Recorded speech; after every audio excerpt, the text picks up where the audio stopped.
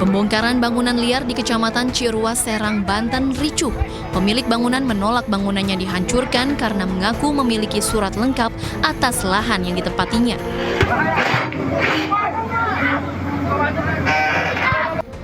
Para pemilik bangunan mencoba menghentikan alat berat yang akan merobohkan bangunan liar tersebut. Salah seorang pemilik bangunan juga berusaha menyerang pengemudi alat berat namun dihalang petugas Satpol PP.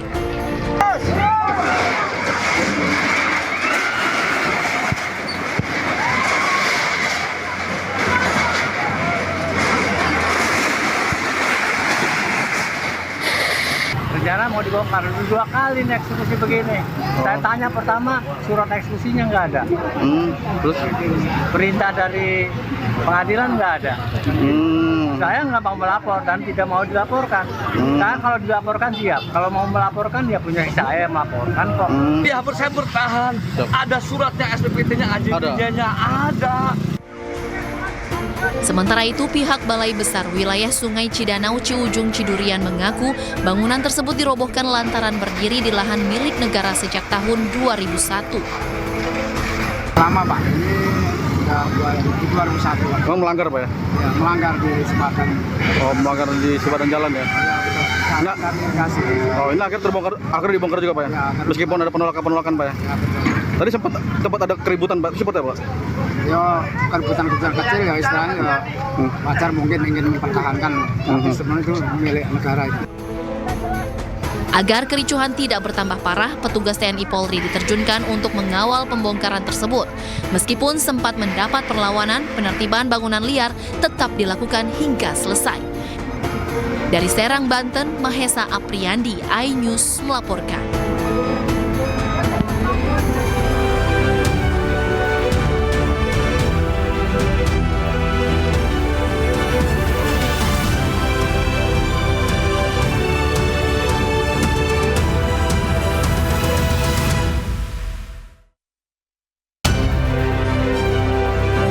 Berbagai moda transportasi dipadati masyarakat jelang liburan Natal dan Tahun Baru 2025.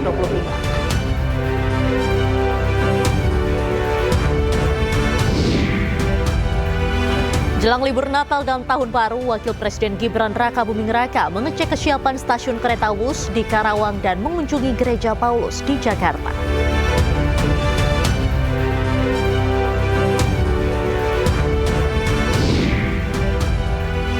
Menang dari Filipina jadi harga mati Timnas Indonesia.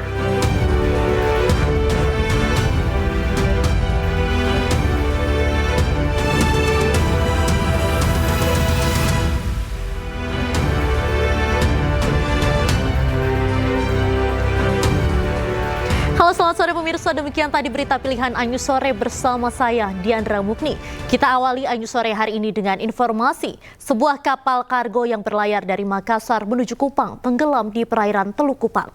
Kapal tersebut mengalami kecelakaan setelah bertabrakan dengan kapal tanker maritim Khatulistiwa saat mendekati pelabuhan Tenau. Peti kemas ini. Oh, peti kemas. Peti kemas, asa ujung masih di luar. Ya. Sudah kelihatan. Sebuah kapal bermuatan sejumlah kontainer tenggelam di perairan Teluk Kupang, Nusa Tenggara Timur. Dalam beberapa video yang beredar di media sosial memperlihatkan banyak kontainer jatuh berhamburan di atas laut. Oh, peti kemas. Asa ujung masih di luar. Ya. Sudah kelihatan. Sementara tim Basarnas Kupang sedang melakukan upaya evakuasi terhadap awak kapal. Anggota Basarnas Kupang menyebutkan kapal Kuala Mas ini mengalami kecelakaan di dekat dermaga Tenau. Untuk tenggelamnya kapal sendiri itu sekitar jam 08.30. Dan kronologi resmi kita masih menunggu berita acara dari Polair. Diduga kapal Kuala Mas bertabrakan dengan kapal tanker maritim Khatulistiwa yang menyebabkan kapal miring ke kanan dan mengalami kebocoran.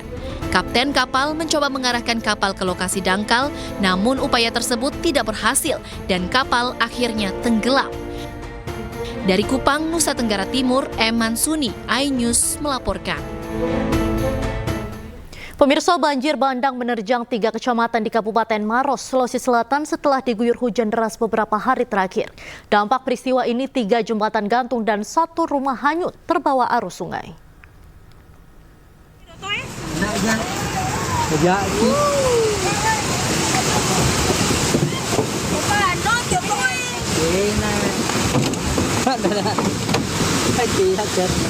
Banjir bandang menerjang pemukiman penduduk di Desa Patiro Deceng, Kabupaten Maros, Sulawesi Selatan.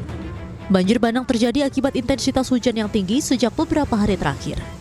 Dalam video amatir ini terlihat kepanikan warga yang berusaha menyelamatkan diri.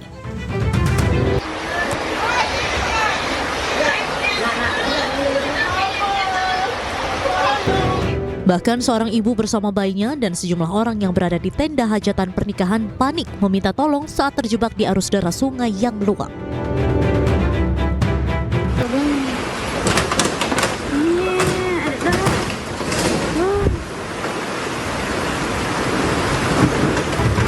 Selain itu, 1 rumah warga juga terbawa arus banjir.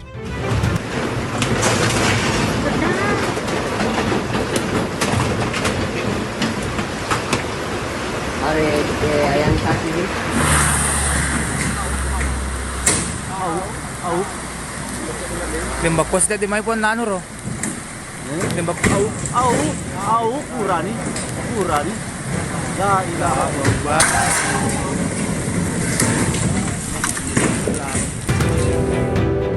Banjir bandang juga membuat 3 jembatan di Sungai Walanaya putus.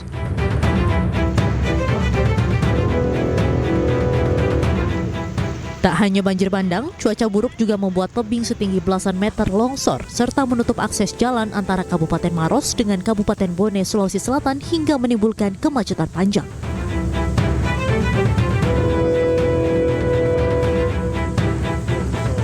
Untuk saat ini sudah ada 8 kecamatan yang terdampak banjir. Meskipun memang yang terparah saat ini laporannya adalah daerah pegunungan, Camba, Cemranda dan Malawa. Oh, katanya daerah sana sempat banjir bandang juga banjir ya? Bandang. Jadi sudah ada 3 jembatan gantung yang hanya saat ini sehingga memutus akses hubungan warga dari wilayah tersebut ke wilayah lainnya. Masih di Sulawesi Selatan, musibah banjir juga terjadi di Makassar akibat tingginya intensitas hujan. Puluhan rumah warga di Jalan Ujung Bori, Blok 8 Antang, Kecamatan Manggala terendam banjir setinggi lebih dari 1 meter. Bahkan, hampir seluruh rumah warga hanya menyisakan bagian atap. Sebagian warga memilih bertahan di lantai 2 rumahnya, sementara sebagian lainnya memilih mengungsi ke posko pengungsian.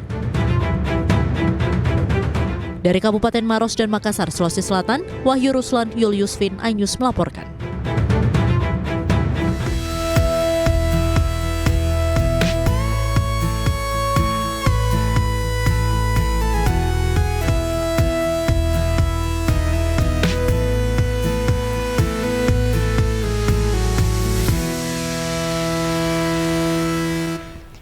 Pemirsa, 4 hari jelang hari Natal, Bandara Soekarno-Hatta, Tangerang, Banten dipadati para penumpang. Kepadatan juga terjadi di Stasiun Pasar Senen dan Pelabuhan Penyeberangan Merak, Cilegon, Banten. Bandara Soekarno-Hatta mengalami peningkatan jumlah penumpang di periode libur Natal dan Tahun Baru. Hari ini diperkirakan terdapat 555 keberangkatan yang mengangkut sebanyak 98.000 penumpang dengan berbagai tujuan, seperti Denpasar, Bengkulu, Surabaya, hingga Solo. Tidak hanya keberangkatan, terdapat juga 552 pesawat yang akan tiba dan mengangkut sebanyak 83.000 penumpang. Jika di total diperkirakan lebih dari 180.000 penumpang yang berangkat dan tiba pada hari ini. Bapak Karyoto dan Ibu Vanessa Fitria. Sementara itu di Stasiun Pasar Senen, Jakarta Pusat, ratusan penumpang yang memilih moda transportasi darat kereta api jarak jauh memadati stasiun. Penumpang memilih berangkat lebih awal untuk mengantisipasi kepadatan penumpang untuk mengisi libur Nataru ke berbagai lokasi tujuan.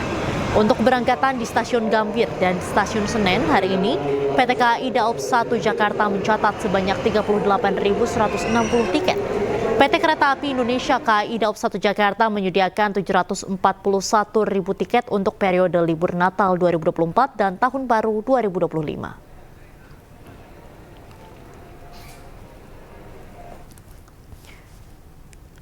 Sementara itu, pemirsa, ratusan kendaraan pribadi juga terlihat mengantre di Pelabuhan Merak, Banten untuk menyeberang ke Pelabuhan Bakahuni, Lampung.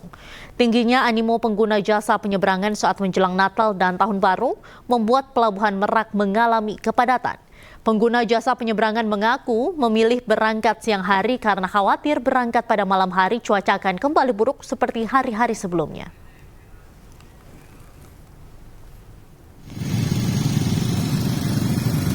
Pemirsa, sebelumnya juga beredar video amatir ratusan pemotor memilih jalur alternatif untuk menghindari kemacetan di Jalan Bojonegoro, yakni ruas jalan menuju Pelabuhan Bandar Bakau Jaya (BBJ).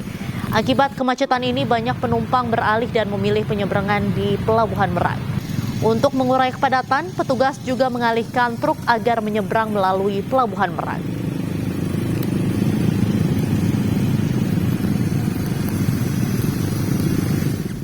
Untuk mengetahui informasi selengkapnya, kita akan langsung bergabung dengan rekan Henry Aprila di Stasiun Senen, Jakarta. Kemudian ada rekan Iskandar Nasution dari Pelabuhan Merak, Banten.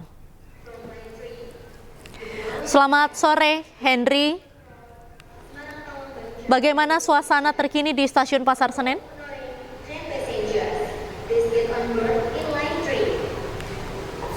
Ya baik, selamat sore Diandra dan juga pemirsa. Kalau berbicara terkait situasinya, ini tandanya sudah H-4 jelang libur Nataru atau Natal dan juga Tahun Baru periode 2024-2025. Memang untuk para penumpang ini sudah mulai memadati atau sudah mulai berdatangan untuk nantinya melakukan keberangkatan menggunakan moda transportasi kereta api jarak jauh, yang tentunya mereka melaksanakan keberangkatan lebih awal dikarenakan menghindari adanya kepadatan penumpang yang nantinya diprediksi akan dimulai pada 25 Desember 2024. Namun jika kita dapat sampaikan bahwa untuk keberangkatan yang akan dilaksanakan pada hari ini, Diandra dan juga pemirsa, ini pada keberangkatan hari ini nantinya akan dilakukan keberangkatan sebanyak 24.000 keberangkatan kurang lebih, dan tentunya juga diinformasikan dari Humas PT KAI Indonesia DAOP 1 Jakarta, yakni yang menyampaikan bahwa terkait dengan kesiapan sendiri ini sudah mulai dilakukan, terutama juga menyampaikan bahwa sudah menyediakan sebanyak 17 kereta tambahan, 12 diantaranya untuk di Stasiun Pasar Senen Jakarta Pusat, kemudian juga untuk 5 kereta tambahan untuk di Stasiun Gambir. Adapun lokasi favorit ini yang masih menjadi lokasi untuk keberangkatan para penumpang sendiri untuk mengisi libur Natal dan juga Tahun Baru 2024-2025. Salah satunya ini diantaranya ini ada Purwokerto, Lempuyangan, Semarang, dan juga Jogja yang masih menjadi lokasi favorit bagi para penumpang. Tentunya juga jika kami dapat sampaikan, Diandra dan juga pemirsa, sejumlah kesiapan lainnya seperti halnya kesiapan logistik, kemudian juga kenyamanan yang tentunya diutamakan oleh PT KAI Indonesia, terutama juga ini menyediakan beberapa playground mini yang juga dilakukan atau disediakan untuk bagi para penumpang yang hendak menunggu jadwal keberangkatan. Kemudian juga ada pun himbauan yang disampaikan oleh Humas PT KAI Indonesia DAOP 1 Jakarta, tentunya bagi para penumpang yang sudah membeli tiket dari jauh-jauh hari untuk tetap memperhatikan kembali jadwal keberangkatan.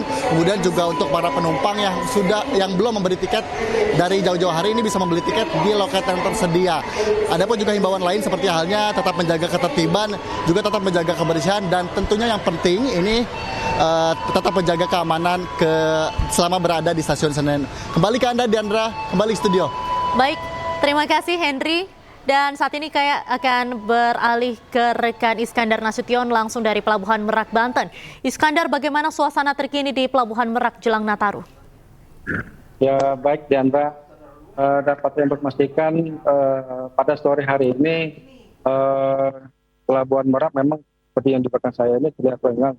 Namun beberapa jam yang lalu Pelabuhan Merak memang menjadi serbuan kendaraan di mana mereka para calon pengguna jasa ini ternyata mereka memilih jalan pada siang hari karena sebagian dari mereka itu khawatir jika jalan pada malam hari cuaca buruk dan yang mengakibatkan tingginya gelombang dan angin kencang. Namun pada sore hari ini terlihat saya berada di pinggir pantai ini, di pinggir dermaga 6. Saya di sini tidak merasakan adanya angin kencang dan gelombang tinggi.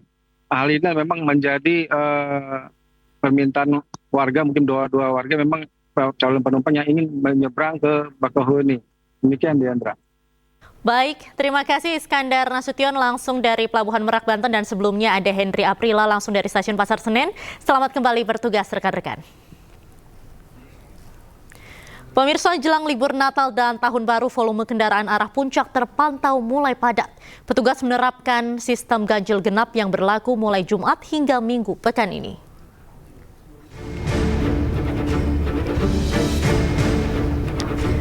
Jelang Nataru, volume kendaraan meningkat di exit tol Ciawi yang mengarah ke Simpang Gadok Puncak Bogor. Di akhir pekan ini, mayoritas kendaraan merupakan plat B. Adapun petugas akan memberlakukan sistem ganjil genap untuk pembatasan kendaraan akhir pekan ini di ruas Jalan Raya Bogor. Ganjil genap berlaku untuk 2 arah mulai hari Jumat hingga Minggu pada pukul 2 siang hingga 12 dini hari.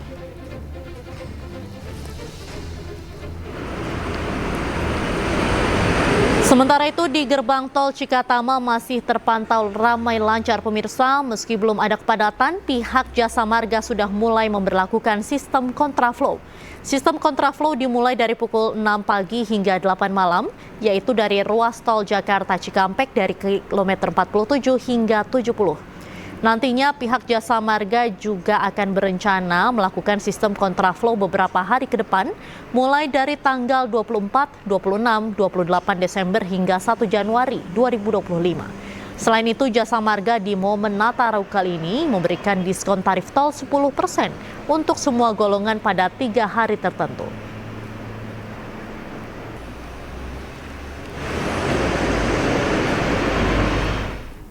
Dan selanjutnya kita akan kembali memantau kondisi arus mudik libur Natal Tahun Baru di Simpang Gadok Puncak. Sudah ada rekan Syahreza Zanski dan juga di gerbang tol Cikatama ada rekan Indra Setia. Kita akan ke Syahreza terlebih dahulu. Syahreza, bagaimana suasana terkini di Simpang Gadok Puncak?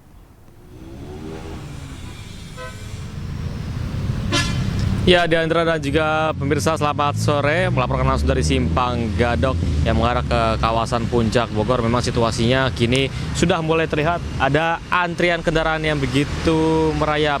Di tengah terjadi adanya peningkatan volume kendaraan jelang Natal dan Tahun Baru 2024, di mana informasi yang kami terima bahwasanya ada sekitar 42.000 kendaraan yang melaju dari arah Jakarta maupun dari arah Puncak dan lain sebagainya, termasuk sekitar 10.000 mereka berangkat dari mengarah ke Puncak, lalu sekitar 25.000 mereka turun dari arah Puncak begitu. Namun bisa dipastikan Diandra dan juga pemirsa, beberapa rekayasa arus lalu lintas sudah mulai dilakukan sejak pagi tadi.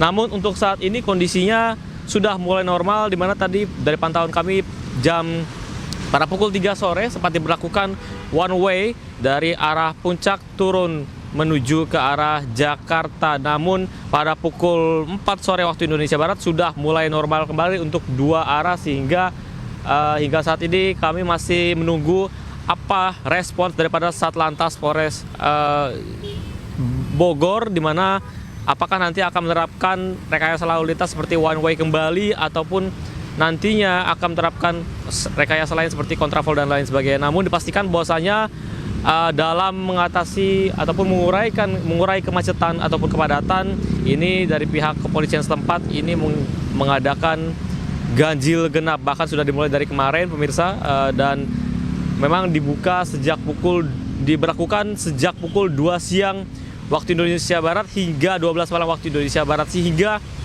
para pengendara yang hendak untuk melaju ke arah Puncak ini jika tidak sesuai plat nomornya akan dihimbau untuk putar balik agar tidak bisa memasuki area Puncak, baik itu yang ingin berwisata ataupun ingin ke kampung halaman tentunya. Diandra dan juga pemirsa, ada beberapa titik rawan macet di kawasan Jalan Raya Puncak. 4 diantaranya adalah persimpangan Pasir Muncang, Simpang Megamendung, Simpang Lokawiratama, dan juga Pasar Cisarua maksudnya, sehingga masyarakat diharapkan bisa menghindari berbagai titik-titik kemacetan tersebut agar perjalanan mereka tidak terlihat terganggu tentunya. Dan untuk diketahui juga Diandra dan juga pemirsa bahwasanya dalam persiapan Nataru memang sudah ada diprediksi ada 1,5 juta orang yang melakukan wisatawan di puncak. Sementara itu Diandra, kembali ke Anda. Baik, terima kasih Syahreza Zanski atas laporan Anda. Saat ini saya akan beralih ke gerbang tol Cikatama, ada rekan Indra Setia. Indra, bagaimana suasana terkini di gerbang tol Cikatama?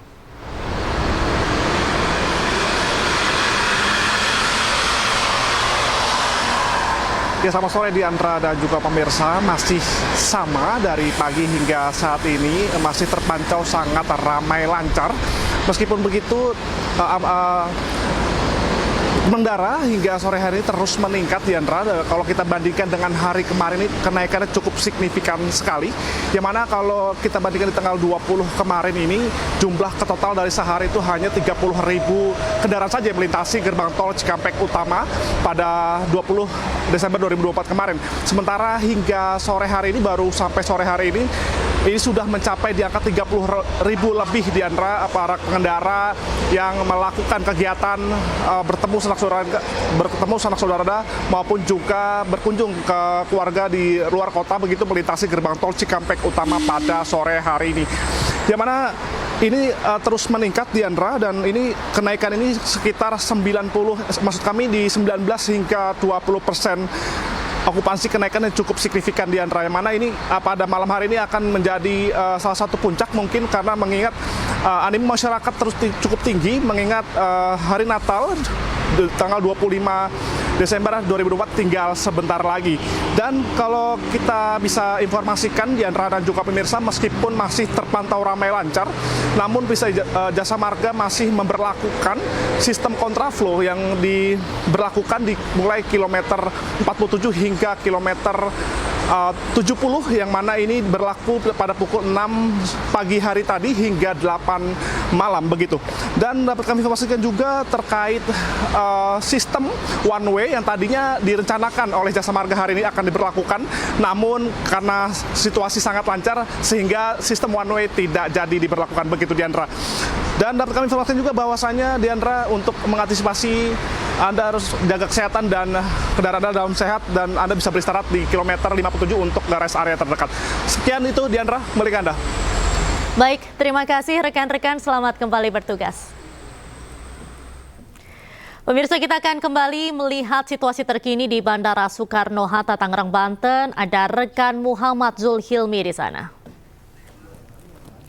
Selamat sore, Hilmi, bagaimana suasana terkini di Bandara Soekarno-Hatta jelang Nataru?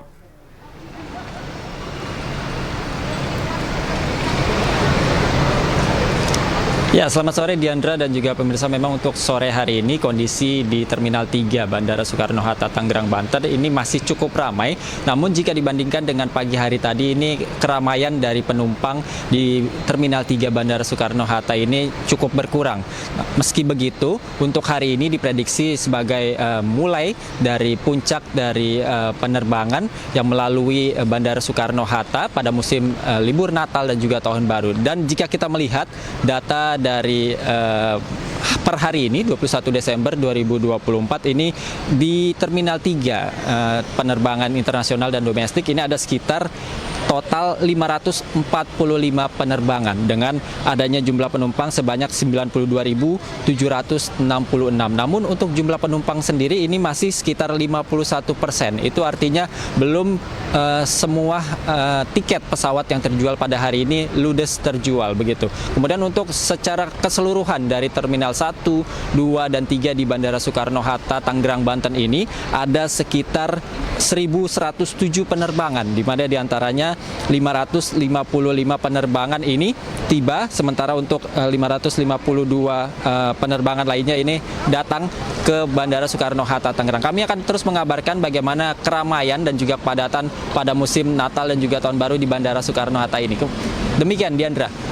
Baik, terima kasih Hilmi atas laporan Anda langsung dari Bandara Soekarno-Hatta. Selamat kembali bertugas. Pemirsa, kita akan memantau arus lalu lintas jelang libur panjang Nataru melalui CCTV NTMC Polri. Pemirsa, gambar di kiri atas ini adalah exit tol Bekasi Barat. Kemudian di gambar kanan atas ini merupakan kawasan Dago Bandung, Jawa Barat. Dan gambar di kiri bawah adalah pos polisi Ciawi, Jawa Barat. Dan terakhir di gambar kanan jalan bawah ini adalah Jalan Malioboro, Yogyakarta. Apabila kita lihat pemirsa di kawasan Bekasi, exit tol Bekasi Barat saat ini suasananya ramai lancar. Kemudian di Dago Bandung juga nampak ramai lancar, belum ada kepadatan. Sementara itu di Ciawi, Jawa Barat mulai terlihat adanya penumpukan kendaraan di exit tol Ciawi. Kemudian di Malioboro, Jalan Malioboro, Yogyakarta juga nampak ada kepadatan khususnya di tempat-tempat wisata menuju Jalan Malioboro ke Yogyakarta. Dan memang ini merupakan salah satu lokasi yang paling ramai dikunjungi apabila wisatawan berkunjung ke Yogyakarta.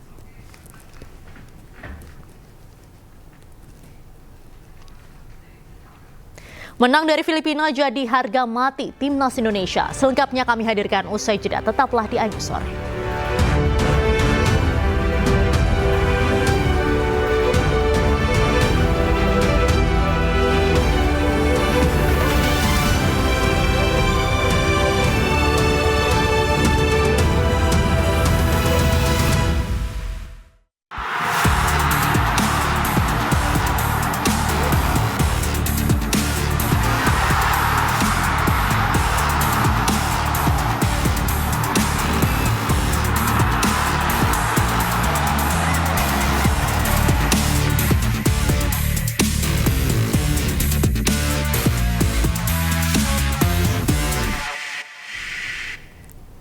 Pemirsa, Timnas Indonesia menargetkan kemenangan melawan Filipina di Stadion Manahan Solo.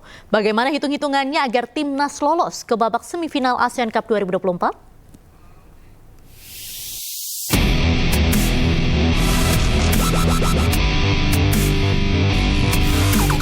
Duel Timnas Indonesia melawan Filipina di laga pamungkas Grup B ASEAN Cup 2024 sangat krusial. Sebab hasil di laga ini akan menentukan peluang Garuda lolos ke babak semifinal. Persaingan ketat di Grup B membuat seluruh tim belum aman untuk dipastikan lolos. Klasemen sementara Grup B, Vietnam di posisi pertama dengan 7 poin, kedua Indonesia dengan 4 poin, ketiga Myanmar dengan 4 poin, keempat Filipina dengan 3 poin, dan terakhir Laos dengan 2 poin. Vietnam seharusnya dalam situasi aman, namun hasil imbang dari Filipina membuat Vietnam harus meraih poin di laga terakhirnya. Jika kalah, bisa saja Vietnam anti klimaks, berbalik gugur di pertandingan terakhir mereka. Apalagi posisi Indonesia. Menempati peringkat kedua dengan 4 poin, Indonesia harus memastikan menang dari Filipina dan berharap Myanmar kalah atau imbang dari Vietnam. Jika skenario ini terjadi, maka hasil akhir Indonesia akan mendapat hasil 7 poin yang bisa mengunci posisi 2. Namun jika Myanmar ternyata menang, poin Indonesia, Myanmar dan Vietnam akan sama, yakni 7 poin. Perhitungan tim yang lolos akan dilihat dari head-to-head, selisih gol serta produktivitas gol. Apapun itu, skuad Garuda harus tetap fokus menatap target 3 poin menang dari Filipina di laga pamungkas Grup B ASEAN Cup 2024. Maju terus Garuda. Pemirsa, untuk mengetahui selengkapnya kita langsung bergabung dengan rekan Aya Nufus di Stadion Manahan Solo. Halo, selamat sore Aya. Saya suka sekali dengan jersey yang Aya pakai hari ini. Udah timnas banget hari ini untuk mendukung timnas di Stadion Manahan. Silakan Aya disampaikan seperti apa suasana di sana jelang duel timnas Indonesia melawan Filipina malam nanti.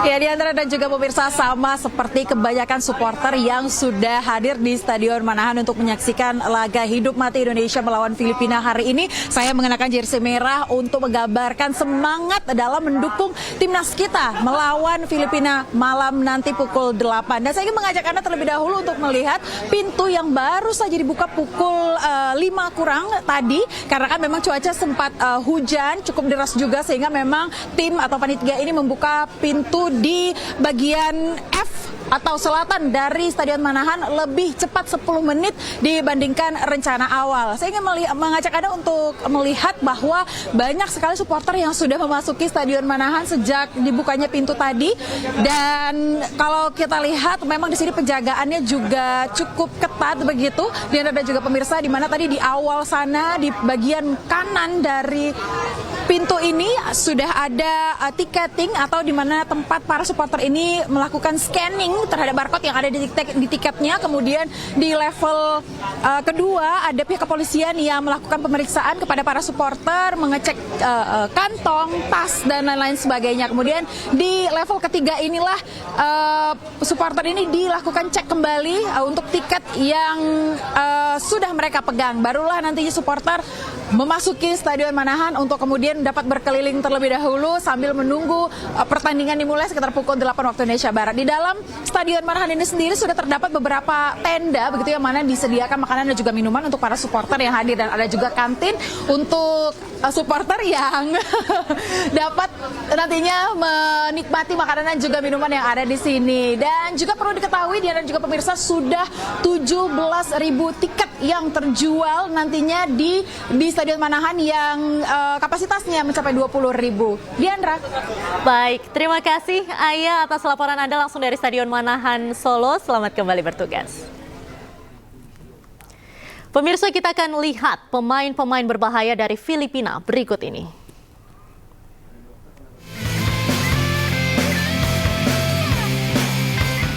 Melawan Filipina di Stadion Manahan Solo hari ini, timnas Indonesia harus ekstra waspada. Pasalnya Filipina datang dengan kekuatan terbaiknya. Lini belakang Indonesia harus mengawal ketat pergerakan Sandro Reyes. Pemain 21 tahun berposisi gelandang serang ini bermain di Divisi 4 Jerman klub FC Gütersloh dan telah mencetak 2 gol di turnamen ini. Yang kedua, hati-hati dengan kecepatan Martin Kirstensen. Penyerang keturunan 22 tahun ini bermain di Liga Norwegia, Aalesund. Ketajaman dan akurasinya tak boleh diremehkan. Ketiga, tentu penjaga gawang Filipina, yakni Patrick Deito. Kiper senior yang telah berusia 34 tahun ini sangat matang pengalaman. Bermain di Kaya Iloilo FC, Deito telah mengamankan gawang Filipina, di mana Filipina meraih 3 hasil imbang tanpa kekalahan di kompetisi sejauh ini. Pemirsa, selengkapnya kita akan langsung berbincang dengan pengamat sepak bola Erwin Fitriansyah. Halo, selamat sore Bung Erwin. Selamat sore. Baik, Bung Erwin, bermain di kandang sendiri tentunya hal ini akan menjadi satu keuntungan bagi timnas Indonesia. Menurut Bung Erwin, bagaimana nih prediksi permainan hari ini lawan Filipina akan seperti apa? Baik, harusnya Indonesia bermain menyerang ya, karena memang membutuhkan kemenangan untuk bisa mengamankan tiket ke semifinal, salah satu tiket ke semifinal. Dan posisinya memang belum aman Indonesia. Kalaupun seri itu juga masih bisa disusul sama Myanmar. Kalau misalkan kalah juga masih rawan sekali disusul sama Filipina sama Myanmar juga. Yang paling aman memang Indonesia harus menang. Jadi untuk meraih kemenangan ya harus tampil menyerang tentunya.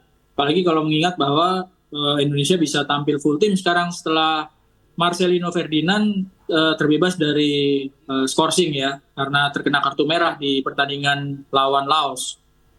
Baik, prediksinya kan formasi timnas Indonesia hari ini akan menerapkan 3-4-3, sementara itu Filipina akan menerapkan formasi 4-3-3. Menurut Anda bagaimana, apa yang harus diwaspadai atau mungkin strategi apa yang paling efektif bisa diterapkan oleh timnas Indonesia? Kalau formasi memang baik ketika Coach Sintayong menangani timnas senior ataupun menangani tim U23 sekarang ini, formasi favoritnya 3-4-3. Jarang sekali berubah formasi ya dengan 3-4-3, ataupun kalau misalkan berubah jadi 5-3-2 atau 5-4-1 gitu ya. Tapi ketika formasi bakunya 3-4-3 ya kemungkinan besar nanti malam juga akan main dengan formasi 3-4-3.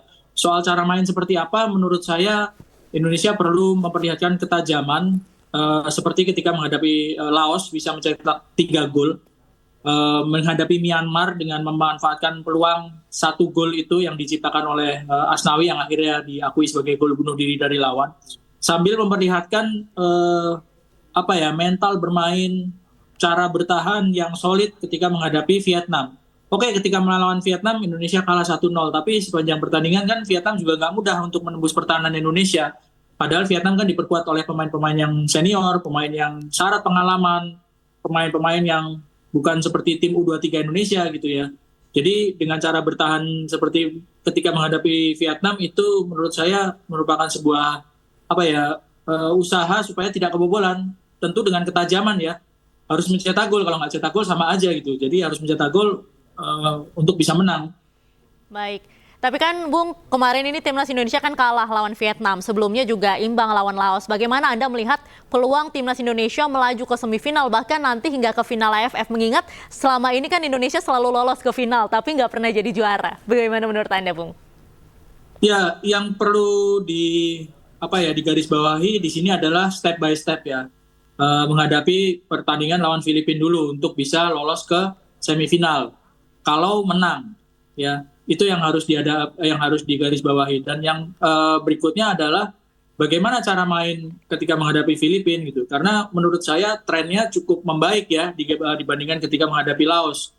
Menghadapi Laos, kita nggak kalah, Indonesia nggak kalah, tapi kebobolan 3 gol dan nggak bisa menang. Itu merupakan sebuah kerugian. Tapi ketika menghadapi Vietnam di kandang lawan, Indonesia bisa tampil dengan pertahanan yang lumayan solid meskipun akhirnya kebobolan 1 gol dan kalah.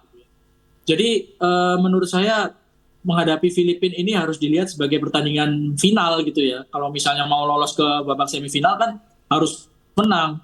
Jadi dari menit awal itu juga harus full konsentrasi. Nggak ada cerita tuh ketika menghadapi Laos kan beberapa kali serangan Laos yang nggak sering tapi malah mereka bisa cetak gol gitu. Begitu juga ketika menghadapi Laos dan Myanmar ada sejumlah peluang yang susah untuk dikonversi menjadi gol oleh pemain-pemain Indonesia. Ada Rafael Struijk, ada Marcelino, atau pemain-pemain lainnya, itu yang harus benar-benar diwaspadai. Terlepas dari apakah bisa lolos ke final atau semifinal, itu yang paling penting adalah bagaimana melihat pertandingan lawan Filipina ini dijadikan untuk proses supaya mainnya lebih baik dibandingkan dengan pertandingan-pertandingan sebelumnya. Baik. Terima kasih Bung Erwin sudah bergabung bersama iNews sore hari ini. Semoga kita doakan sama-sama bahwa timnas Indonesia akan menang melawan Filipina malam hari ini. Terima kasih. Amin, amin. Terima kasih. Pemirsa, kebakaran terjadi di Rumah Sakit Tiara Bekasi. Pasien dievakuasi di Jawa Barat. Informasi selengkapnya kami hadirkan usai jeda. Tetaplah bersama kami.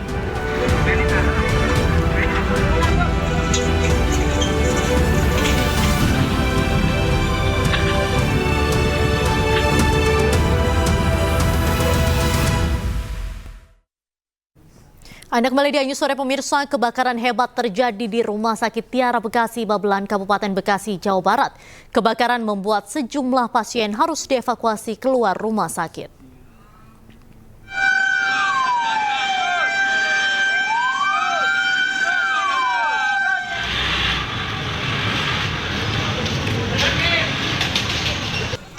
Kebakaran hebat di Rumah Sakit Tiara Bekasi terjadi pada Sabtu siang tadi. Pihak rumah sakit menyebut api diduga berasal dari lantai 1 ruang administrasi. Kendati demikian, pihak RS belum mengetahui penyebab pasti kebakaran.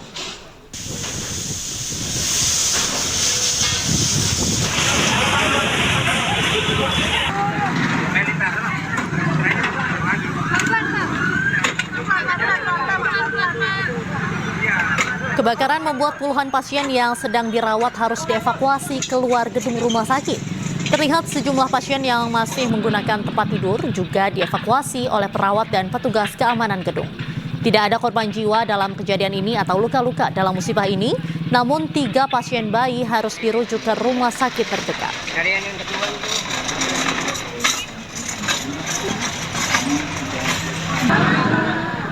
Beralih ke informasi lain pemirsa, sebanyak 18 oknum anggota polisi ditangkap oleh Divisi Propam Polri terkait dugaan pemerasan terhadap warga negara Malaysia saat menghadiri konser Jakarta Warehouse Project atau DWP di G-Expo Kemayoran, Jakarta Pusat.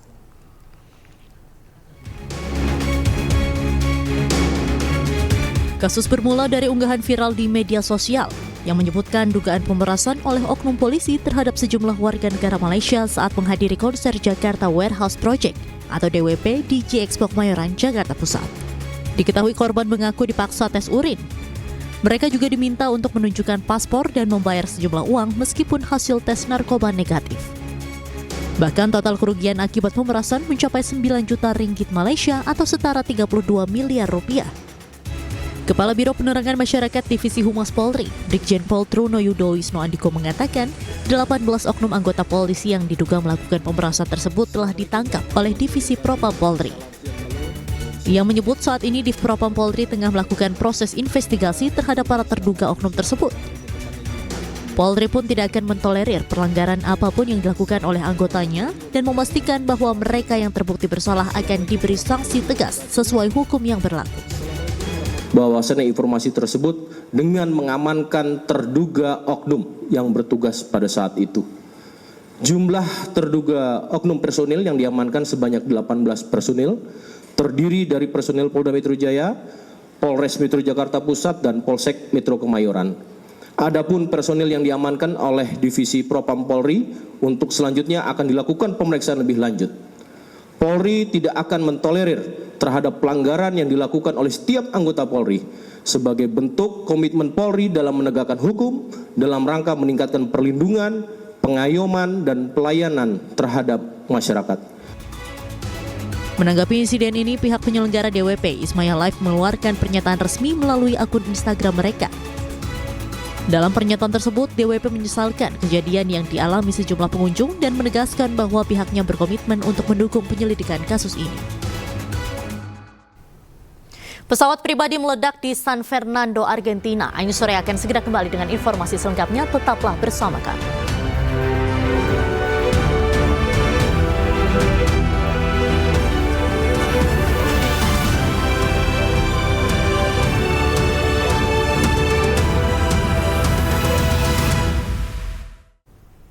Anda kembali di Ainyu Sore pemirsa, kita ke informasi mancanegara.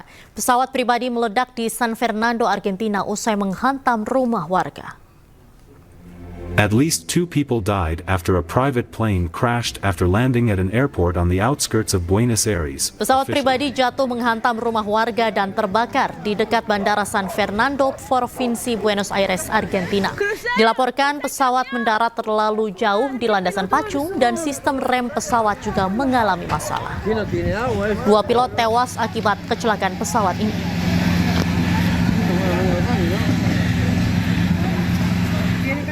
Kita beralih ke informasi lain pemirsa, Wakil Presiden Indonesia mengecek kesiapan stasiun kereta Wush di Karawang.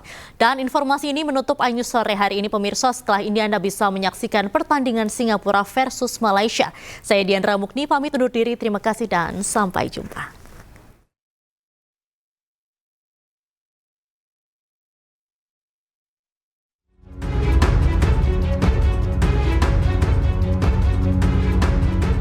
Beginilah aktivitas Wakil Presiden Gibran Rakabuming Raka yang melakukan rapat bersama di dalam kereta cepat Wush terkait kesiapan stasiun kereta Wush di Karawang, Jawa Barat. Menyambut perayaan Natal 2024 dan Tahun Baru 2025, Wakil Presiden Gibran Rakabuming Raka meninjau proyek stasiun KCIC Kereta Cepat Indonesia Cina Wush di Karawang, Jawa Barat. Peninjauan ini untuk memastikan proyek tersebut selesai tepat waktu dan dapat digunakan pada libur Nataru. Stasiun kereta Wush di Karawang akan siap digunakan pada 24 Desember 2024. Stasiun Karawang ya Pak ya. Kita ke sini menaiki kereta inspeksi dan insya Allah yang di Karawang siap di tanggal 24. Jadi di ratas terakhir memang kita menyiapkan beberapa akses-akses agar liburan Nataru ini bisa berjalan dengan baik. Selain memastikan akses transportasi, Wakil Presiden RI juga mengunjungi Gereja GPIB Paulus Menteng, Jakarta Pusat. Kedatangan Wapres ini pun disambut antusias oleh sejumlah jemaat yang hadir dalam acara perayaan Natal ini.